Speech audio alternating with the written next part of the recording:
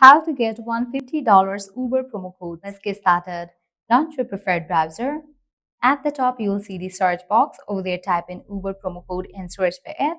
Different website links will appear. Using any of these websites, you can easily get a working promo code for Uber. So go ahead and open any of these. For instance, I'm going to open Grabon. After you open it, you're going to find amazing deals and offer. Just scroll and check 50% off, 200 rupees off, $25 off, and many more. Head towards any of the offer that you want to grab, just click on it. So here is the code. You can copy it, then you can head towards the website of Uber.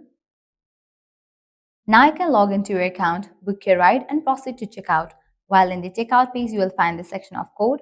Over there, paste your code and confirm it. With that, you will get the discount.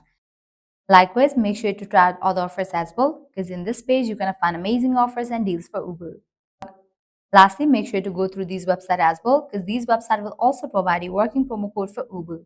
Well, this way you can easily get up to $150 Uber promo codes. At the end, if you guys find this video helpful, don't forget to like, share and subscribe to our channel. Thank you.